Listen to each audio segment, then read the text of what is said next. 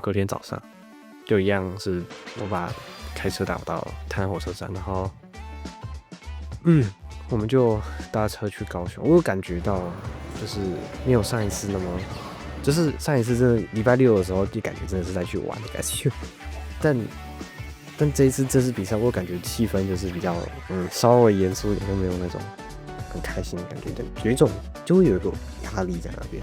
达到中山大学那边，然后在那边练习，然后在那边练习的时候就有一个插曲，就是有一只应该是鸽子吧，反正就鸟类，然后就很好笑，我就放一下那个画面，然后我们老师真的超可爱的，然后我也有点怕，所以我就那个，然后而且他有时候我就跑到一个点去躲他，然后他就跑过来我那边，总之就是被那只逗得有点比较不会那么紧张吧，我觉得他有帮助，对。最后我们就再讲给老师，我们都有再讲给老师听一次，然后这个要讲抽签的部分，所以我就按下去，然后就我是第8个，他是早上是1到8，然后下午是9到15，然后所以第8个就代表说我是早上最后一个，这是埋下了一个梗，那等一下我们提，然后他还送我们一个奖品，然后我会后面放奖品 ，OK， 那个奖品超级酷的，然后那天刚好是提决，就是 The Game Award 游戏大奖的，然后我就在那个后面那边，然后看那个影片，然后老师就说你这个看起来一点也不紧张嘛，因为学姐他们是抽到第7了，然后但是他进去就是他同时进行了，然后场地不一样，所以老师是跑去我那边看，时间过得很快，11点就一下就到了，然后就开始听前面也开始讲，然后。其实说紧张嘛，我觉得还好，到那个点我已经没有那么紧张了，就来吧，讨论那个就是评审最后会问问题，我们就分析一下评审大概可能会问什么问题，然后老师就提一个建议说要不要，因为我是第8个，然后那时候讲的时候已经是12点多，然后大家就是已经快累昏，然后又饿昏，然后我老师就说要不要加一个就是那个 right before lunch 这样子。就是在午餐前，我们再来做一个演讲。然后到我的时候，真的不紧张嘞，我就走过去，就说 Hello everyone, my name is Leo. Right before lunch, let's talk about. 然后那个前面那个评审就爆笑，然后后来全场就爆笑了，然后大家笑完之后，其实就真的不会紧张，完全不会紧张，因为就都很欢乐啊。然后我就是继续讲的时候，就是那个评审，尤其是中间那个评审，他的给的反应，就是他有，就是会给你回馈，就是他会对你微笑，然后点头，然后就是鼓励你继续讲下去。我觉得我们这一组个人组这边就是没有那么严肃，就很开心，然后就我很像说我在分享一件事情给大家听，然后就很顺利的讲完，然后他就提问，然后第一个评审的提问我回答的不太好，就真的不太好，就我不太清楚他想要得到的答案是什么，没有听得很懂他的问题，然后他问的问题刚好也没有被我预料到，所以就是一片空白，然后我就尽量凑出来，然后我想说，后来举出3R，然后我还忘记3R 的最后一项，然后那个评审还提醒我。但最后就把答案抽出来，还可以啦，没有到那么惨，但是我有回答问题，没有那么惨，但是没有到非常好，但还可以接受 ，decent answer， 怎样？然后吃午餐的时候，那个我们就很开心在聊天，因为我们都比完了，所以就是真的是早上比完比较好。我那时候抽签的时候就祈祷说早上抽到早上，下午就去团体组那边听，我就没有去听个人组那边，然后团体组那边。气氛比较严肃，我可以这样说，就是他的评审给的回应比较少，然后就是他就是，然后就是讲完之后，然后他就提问这样子，就互动比较少，然后比较严肃。听完之后，然后听他们有一个活动是在分享大学生活，听完那个之后，然后评审有上去讲，最后最紧张、最期待的时刻颁奖，然后团体组先颁。然后我们就一个一个听，他是从佳作2个，然后再颁2个优胜，然后第3名、第2名、第1名。所以其实他的意思是说，你只要在前50%，大概就会得奖了，就是在进决赛之后，然后听到佳作，然后听到优胜，然后听到第3名，然后第2名，然后他们就得冠军了。然后就是我们都超级高兴。然后我放现场的画面。接下来是搬个人组，压力跑到我身上了。然后一样，佳作还有我，优胜还有接下来第3名。然后第2名的时候，我那时候在祈祷说，那个可不可以，就是我们老师说，就是能不能那个来个双冠，就是，然后第2名，然后就叫到我名字，我还从那里面看完，然后突然跳起来，不知道为什么，反正就直接反应，就我心里就震了一下，然后就好，第2也不错啦，第2已经很厉害了，对，然后这样，然后就去领奖这样。最后要感谢，就是尤其是老师，因为这个是老师没有报酬啊，就是真的是靠他的那个热情跟非常感谢老师，然后也感谢学姐，就是他们就过去的路上，然后就一路上陪伴，然后也要感谢家人，就给我很多建议。Yeah, I think that's all.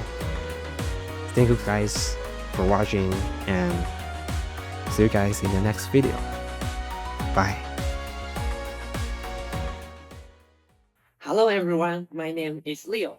Right before lunch, let's talk about artificial intelligence for waste management in smart cities. So, what is smart cities? Smart cities uses advanced technologies such as IoT, big data, and most importantly, artificial intelligence to make cities smarter. It can be used in different categories, such as education, healthcare, energy, and etc. Today, I want to focus on waste management. Every year in Taiwan, each person generates over 22 kilograms of food waste and over 470 kilograms of garbage. Taiwan's populations are extremely urbanized. More people live in the cities means more garbage are being generated. So today, I want to share 2 experimental approaches using artificial intelligence for waste management. The first one will be smart bin systems. Researchers introduced mobile bins that's equipped with ultrasonic sensors that can send messages when it's full. The authorities can do timely maintenance, preventing it from overflowing, and also the disease from spreading. And it can follow a specific path. I think the data can be collected and further analyzed for improving the routes and timing for maximum efficiency. The second example will be waste sorting robots. Waste sorting robots use deep learning algorithms to sort things.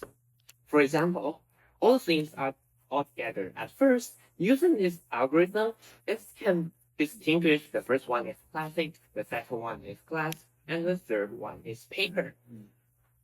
Personally, I have a hard time distinguish the iron and aluminum bottle, so using these waste sorting robots helps me a lot.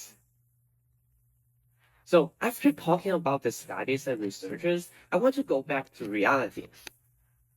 For Taiwan, in Taiwan, students are taught to sort waste from a young age.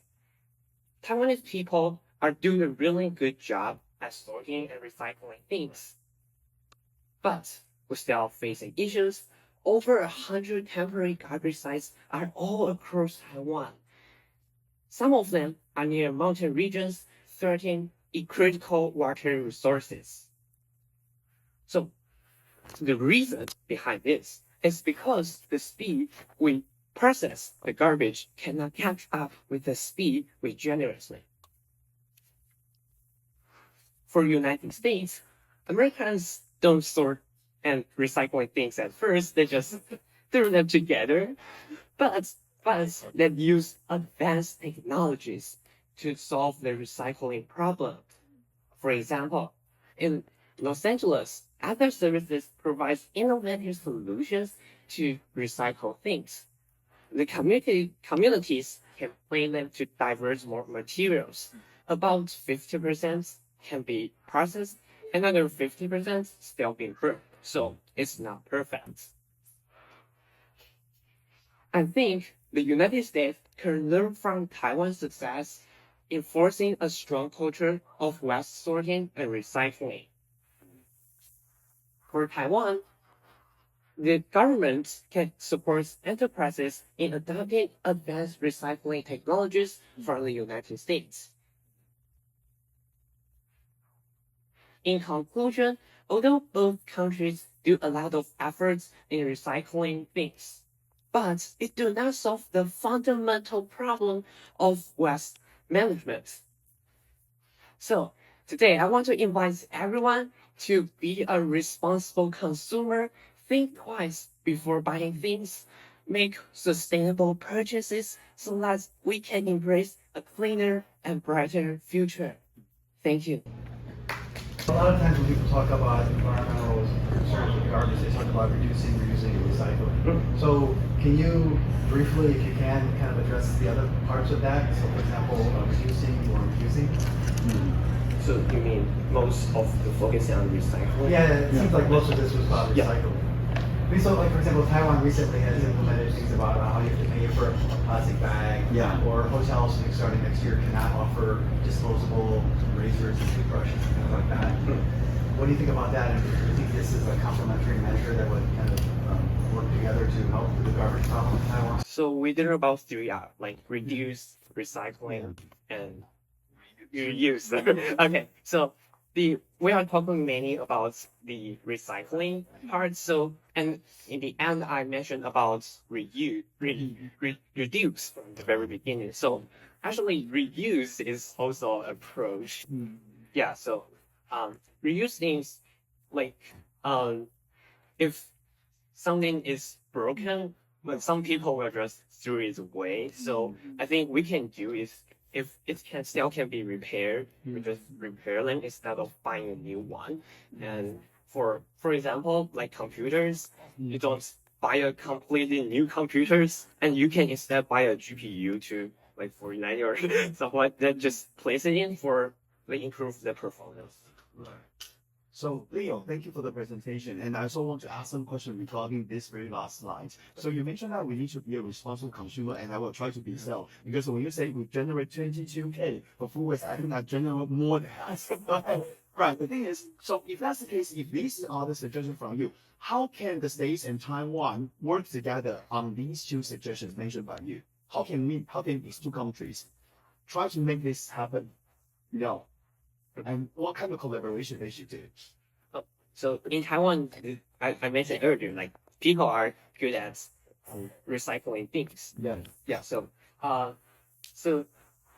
to do this kind of responsible consumer is like from early age of education, it should be implemented. So it's like a social, like all the people in this country will do that. So it needs education to solve that. Do you have any kind of personal experience of doing so, or personal ideas regarding how this can happen, for example? Personal? Yeah. And when I go out to buy things, I always bring the bag with me, so I don't need to bring the plastic to buy the plastic. I guess. Yeah. I always do that. Good. Oh, time. Okay.